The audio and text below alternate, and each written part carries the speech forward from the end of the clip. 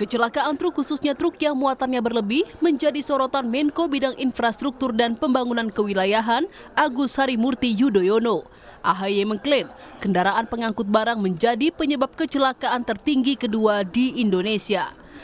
AHY pun menargetkan Indonesia bebas kendaraan bermuatan lebih mulai 2025. Tujuan utama yang ingin kita capai tentunya adalah di tahun 2025 kita mulai dan 2026 and beyond kita sudah bebas dari kendaraan odol tadi.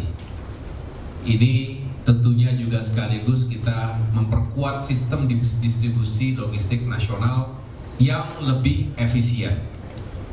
Bapak Ibu sekalian, odol ini pemicu kecelakaan nomor 2 secara nasional.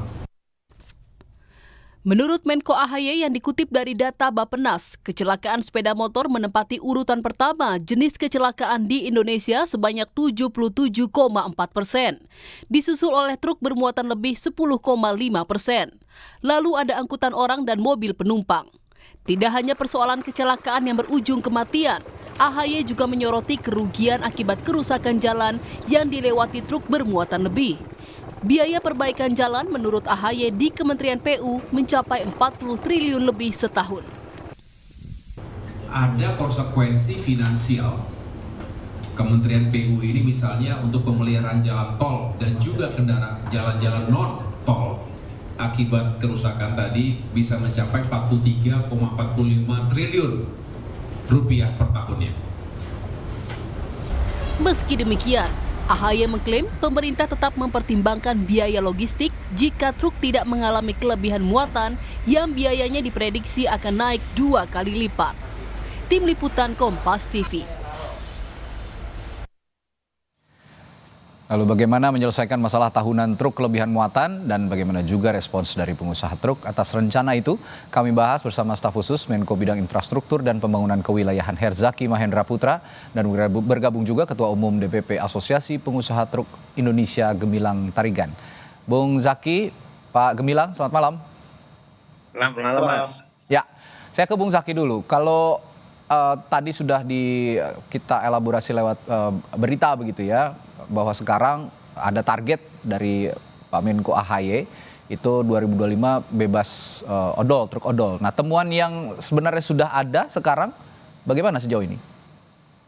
Ya begini, kalau kita lihat kan mengenai fakta ya dari Januari sampai November 2024 misalnya, dari 2,3 juta kendaraan yang diperiksa di UPPKB itu 75,84% itu kan melanggar aturan odol gitu. Okay. Dan lebih dari 50% kendaraan odol itu melebihi muatan di atas 30%.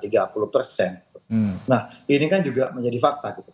Lalu kemudian bagaimana kita tahu ada peningkatan kecelakaan yang khususnya melibatkan truk. Kita tahu barusan juga ada informasi lagi terkait dengan di Purworejo tadi. Ya, itu dia. Ini kan juga menjadi PR nih gitu. Karena hari ini kita kalau ngeliat truk jadi ketakutan gitu. Pasti. Ya kan, ini banyak teman-teman melihat kalau udah di truk ketemu tol hari ini dibilang merasa makin nggak nyaman nih karena terlalu besar dan bahkan gini, bahkan ada muatan yang sangat risky tetapi kemudian hanya diikat gitu, kira-kira begitu. Ini agak-agak mengerikan. Tetapi bagaimanapun kita tahu ya dampak odol itu misalnya tadi kita bicara tahun 2023 ada kerusakan jalan 46,6%. Itu jalan nasional itu rusak gitu.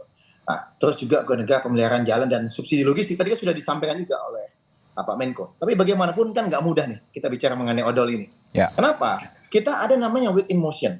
Weight in motion. Hanya saja kan weight in motion kan ketika mau masuk ke jalan tol, ya kan ditimbang nih kan harus ada beratnya berapa.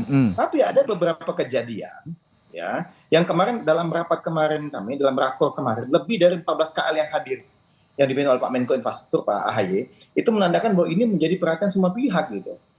Ini di salah satu pihak menyampaikan, salah satu KL ini, Kementerian Lembaga ini menyampaikan bahwa yang bagaimana pada saat yang punya weight and motion, tetapi somehow pernah terjadi kemudian yang melewati UIM ini malah nggak semuanya gitu. Ya kenapa bisa begitu itu yang harus ditelusuri. Nah, itu yang kemudian kita telusuri. Lalu kemudian kenapa masih ada kan berbagai modus diantaranya apa? Ya. Pada saat mereka membeli kendaraan, nah para pemilik angkutan ini kemudian meminta ke karoseri untuk mengubah spek tadi. Nah ini kan berbagai pihak nih, ya kan? Oke. Ya, selama ini kan kita selalu bicara kalau odol ada masalah apapun yang salah supir, kan begitu. Padahal mohon maaf, supir ini kan paling tidak berdaya. Apalagi mohon maaf, kalau ada kecelakaan yang melibatkan ini, lalu supirnya meninggal dunia. Ini kan jahat sekali ya di Indonesia ya. Maksudnya apapun itu kemudian menimpakan kepada yang sudah meninggal dunia. Padahal kita tahu ini bukan masalah sederhana yang tidak bisa ditimpakan ke human error belaka, tetapi ada permasalahan sistemik. Makanya Menko AHY ini bersama dengan ada berbagai belasan KL ini kemudian benar-benar sedang mengkaji bagaimana ini. Memang ada misalnya nih ada masukan-masukan bahwa kalau misalnya odol dirapikan Pak, nanti biaya logistik meningkat. Ya. Nah, untuk itu kemarin ada kepala BPS yang juga hadir, ada juga dari Mendak juga hadir. Kita akan melakukan tadi benar-benar perhitungan, ya ada Kemenkyu juga hadir. Seperti apa dampaknya, ya kan? Apakah dampak ini one time saja atau terus-terusan? Dan tadi yang paling penting ada triliunan yang kemudian untuk perawatan jalan inilah yang kemudian hari ini istilahnya menjadi cost lainnya yang mungkin lebih besar. Tapi lagi-lagi kita akan bicarakan dengan semua pihak, hari ini masih belum tuntas. Oke, tadi Anda mengatakan mengakali karoseri atau spek begitu ya. Nah ini saya akan klarifikasi ke Pak Gemilang, tapi tahan dulu Pak Gemilang, saya akan jeda dulu sebentar. Kita akan kembali sesaat lagi di Sapa Indonesia Malam. Tetaplah bersama kami. Indonesia bebas truk odol atau overload overdimension. Overload maksud kami ya, atau truk obesitas biasanya orang kenal begitu. Saya tanya ke Pak Gemilang kalau gitu. Pak Gemilang, tadi kata Bung Zaki katanya banyak juga truk-truk itu yang mengakali karoseri atau spek. Apakah realitanya begitu? Baik, selamat malam Mas. Ya, silakan Pak. Ya, persoalan overdimensi dan overload ini udah cukup lama ya. Jadi 5 tahun kami mengikuti program dari Kementerian Perhubungan, pada akhirnya belum berhasil tentunya. Banyak masalah di sana ya. Dan tentunya sebelum kita melanjutkan program baru mengenai odol ini lagi, ya tentunya pemerintah sudah mengetahui apa penyebabnya maka program ini tidak berhasil gitu ya. Sehingga kita tidak mengulangi hal yang sama ya. Jadi nanti gagal lagi gitu ya. Pertama tentunya tadi sudah disinggung ya, masalah kenaikan biaya logistik itu sudah lama dibicarakan. Tapi saya pesan sekali lagi, khusus untuk logistik masalah sembako ini betul-betul nanti difasilitasi lah. Ya jangan sampai ini akan mengakibatkan langsung dirasakan oleh masyarakat kenaikannya. Yang mana biasanya diangkat 3 ton, diangkat 5 ton, diangkat menjadi 2,5 ton, berarti 2 kali lipat. Ini langsung praktis itu menaikkan. Itulah pertama, itu sebesar. Kedua, tentunya standar mengenai daya angkut. Ini perlu juga dilihat. Apakah sudah kami usulkan memang selama ini agar ada peningkatan daya angkut. Ini sekarang bergulir masalah ini di DPR karena ini juga menjadi persoalan buat kita apabila kita strike. Nah, kemudian yang ketiga yaitu masalah dengan yang kita hadapi adalah pemilik barangnya. Karena pengusaha angkutannya bersaing dan pemilik barangnya juga bersaing. Kalau perusahaan A bisa overload, perusahaan saya tidak bisa overload, ya saya rugi. Kalau pola pikirnya seperti itu nggak akan beres-beres dong Pak ya jadinya. Jadi persaingan seperti ini yang justru akhirnya ya dalam tanda kutip akhirnya melegalisasi truk-truk odol ini dong jadinya. Nah, ini perlu ketegasan dari pemerintah kan dalam hal ini. Tapi gini, pemerintah harus tegas, tapi ya pelakunya sendiri jangan mengakali. Nah, kira-kira pertanyaan saya tadi yang balik ke awal. Mungkin salah satunya mengakali daya angkut itu tadi. Apakah ada upaya-upaya seperti itu? Karena kalau memang diatur, dilanggar lagi, ya tidak selesai-selesai masalahnya. Pada prinsipnya begini, Pak. Kami kalau pengusaha truk ini mempunyai mobil yang standar, ongkos angkut standar, muatan standar, kami happy. Oke. Tapi kalau kami standar, mobil kami standar, nggak dapat muatan, Oke. karena bersaing dengan. Nah inilah sekarang Oke. persoalan yang Nah itu. jadi di depan. Oke, itu persoalan yang sudah diungkapkan oleh Pak Gemilang. Gimana dong kalau kayak gitu, Bung Zaki? Ini masalah persaingan soalnya katanya. Ya mau nggak mau kita juga harus satu pengusaha truk, pengangkutan truk, dan yang lainnya juga harus ikut bersaing jadinya. Ya betul Pak, karena memang isu ini tentunya bagaimana kita butuh pendekatan lintas sektor ini, nggak bisa hanya sepihak saja. Makanya kemarin itu dalam rapat itu ada lebih dari 14 KL yang hadir, levelnya ada level menteri, ada setara menteri, ada wamen, dan juga ada para dirjen dan deputi gitu. Nah inilah yang kemudian kita duduk bareng sama-sama dan semuanya meyakini bahwa memang ini situasinya tidak mudah, ya kan? Ini kompleks. Nah, tetapi kalau kita semua sama-sama kompak, ya pendekatan ini membutuhkan pendekatan yang lintas sektor. Ada penyesuaian regulasi, ada investasi teknologi yang harus dilakukan juga oleh pemerintah. Serta tentu jangan lupa adalah serta kesadaran dari industri maupun masyarakat. Oke. Nah pemerintah juga sedang merancang, memang juga ada Kemenku. Kita berdiskusi mengenai insentif dan disentif untuk yang patuh dan tidak patuh begitu ya. Oke. Lalu kemudian bagaimana misalnya dari Badan Standarisasi Nasional juga sudah ada beberapa mekanisme. Dari Korlantas juga kemudian menyampaikan. Jadi dari BUMN, Kementerian BUMN, Kementerian Perdagangan, Perhubungan, kita diskusi betul ini akan terus kita kawal. Apalagi ada momentumnya hari ini, ada sedang dibahas ya mengenai PP penguatan logistik nasional ini. Ya, ini kan kita tidak perlu aturan tambahan-tambahan lagi, tetapi di dalam PP ini saja nanti akan dibahas juga di salah satunya kita perjuangkan mengenai odol tadi.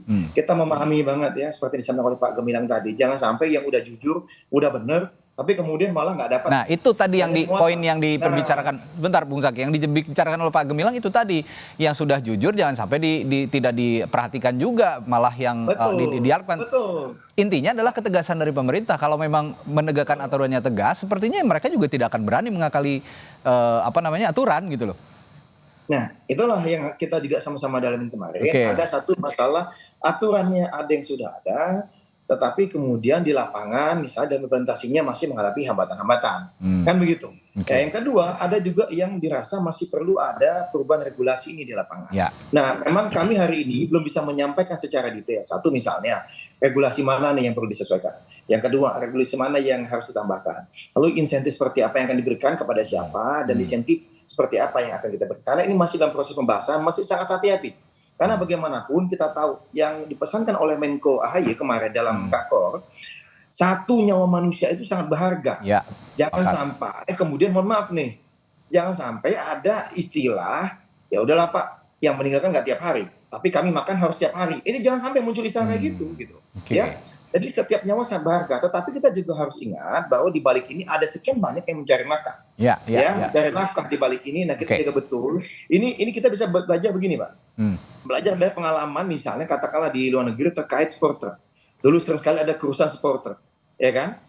Tapi ketika klubnya, ketika pihak pemerintahnya ikut diminta bertanggung jawab, kemudian lebih dikelola dengan baik, nah ini semua akan menjadi istilah lebih optimal. Tetapi lagi perlu penguatan di semua pihak nih.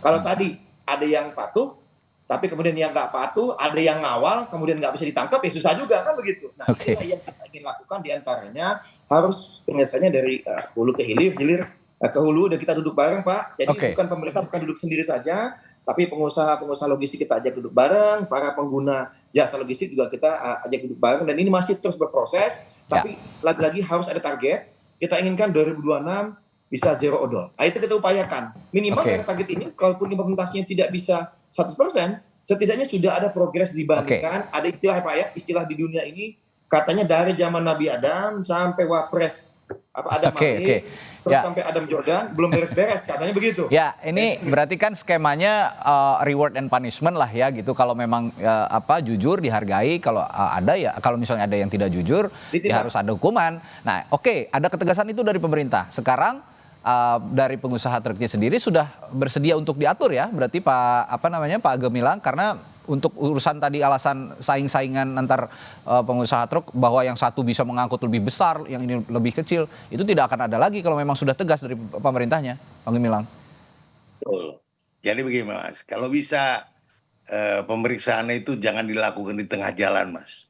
Oke. Di depan Kenapa? pabrik, Pak. Sebentar, saya potong dulu. Kenapa jangan di tengah jalan? Apakah ada pungli? Karena kalau udah di tengah jalan, kita berhadapan dengan pengemudi, dengan petugas, Mas. Oke. Kalau di pintu pabrik yang suka overload itu udah jelas kok.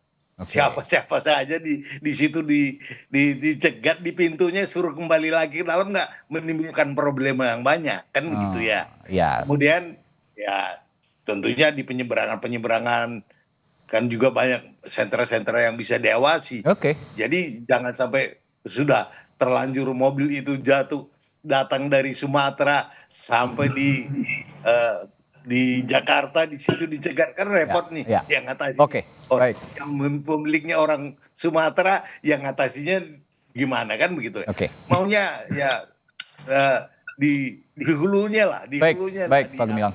Baik, ya intinya sih pembicaraan kita malam hari ini ketegasan dari pemerintah yang juga yang diatur memang juga kalau memang sudah ada ketegasan dari pemerintah ya harap juga bisa mematuhi aturan-aturan itu. Itu sebenarnya simpel saja, tidak ada hambatan yang akhirnya menjadi sebuah kompleksitas masalah. Karena dampaknya sangat serius, ada kecelakaan yang terus meningkat begitu, yang menimbulkan banyak kecelakaan, banyak nyawa yang hilang, lalu juga kerugian besar untuk jalan rusak sampai puluhan triliun. Ini yang harus kita selesaikan sama-sama. Terima kasih Bung Zaki dan juga Pak Gemilang telah berbagi informasi dan perspektifnya di Sapa Indonesia malam hari ini. Sampai jumpa lagi.